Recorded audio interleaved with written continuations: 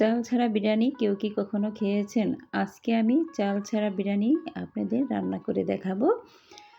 আসসালামু আলাইকুম everyone, welcome back to my channel. বরাবরের মতো আবারও নতুন আরেকটি রেসিপি নিয়ে আসলাম।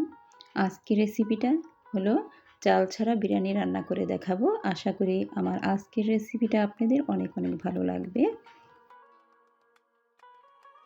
যারা জাহাঙ্গীর কবির স্যারের ডায়েট ফলো করেন তারা এই বিরিয়ানিটা রান্না করে খেতে পারবেন। এটা ভীষণ মজার একটা বিরিয়ানি হয়। আজকে আমি এই বিরিয়ানির রেসিপিটাই আপনাদের সাথে শেয়ার করব। বাসায় বিরিয়ানি রান্না করা হয়েছে, কিন্তু আমি তো সেই বিরিয়ানিটা খেতে পারবো না, কারণ আমি তো চালের বিরিয়ানি খেতে পারবো না। তাই ভাবলাম আজকে আমি অন্য কোনোভাবে বিরিয়ানিটা রান্না করে ফেলি। এই তো আমি এখানে ফুলকপি নিয়েছি, আর আমি যে বিরিয়ানিটা রান্না করেছি বাসার জন্য সেখান থেকে আমি কিছু মাংস রেখে দিয়েছি। আর ওই বিরিয়ানির মাংসটা আমি একদম ঘি দিয়েই রান্না করেছি পুরোটা, তাই সেখান থেকে আমি কিছু মাংস উঠিয়ে রেখেছি। আর এই তো একটা ফুলকপি নিয়েছি। এখন আমি এই ফুলকপিটা সুন্দরভাবে কেটে তারপরে ধুয়ে পরিষ্কার করে নেব। তারপর আমি একটা গ্রেটার দিয়ে গ্রেট করে নেব।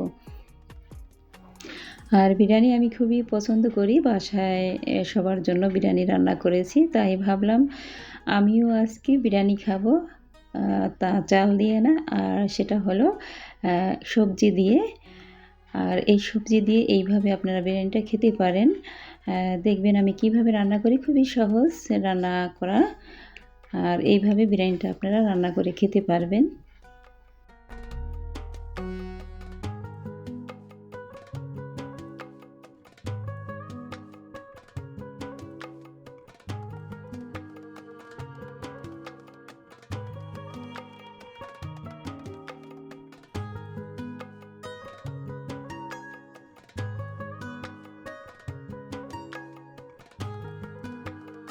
এই তো ফুলকপি আমার গ্রেট করা হয়ে গেছে।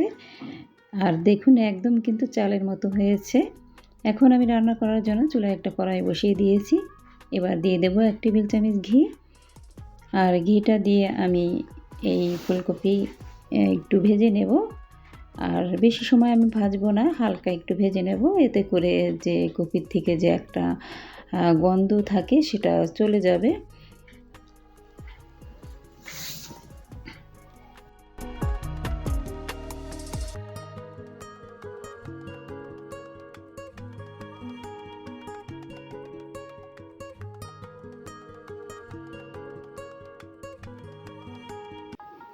এই তো 1 মিনিটের মতো আমি ভেজে নিলাম। এবার আমি মাংসটা দিয়ে দেব। আর মাংসটা দিয়ে আমি ভালোভাবে নেড়েচেড়ে মিক্স করে দেব।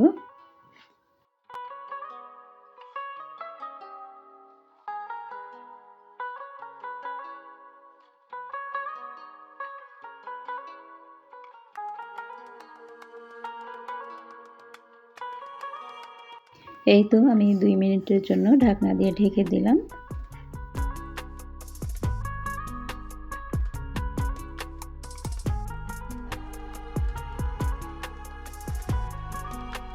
দুই মিনিট পরে ফিরে আসলাম।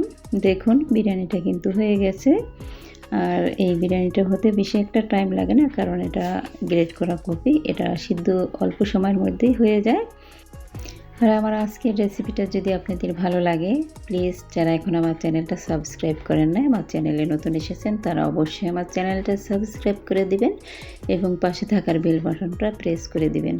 এতে করে যখনই আমি নতুন ভিডিও আপলোড করব আপনাদের মোবাইলে নোটিফিকেশন চলে যাবে, আর সেখান থেকেই আমার ভিডিওটা দেখে নিতে পারবেন।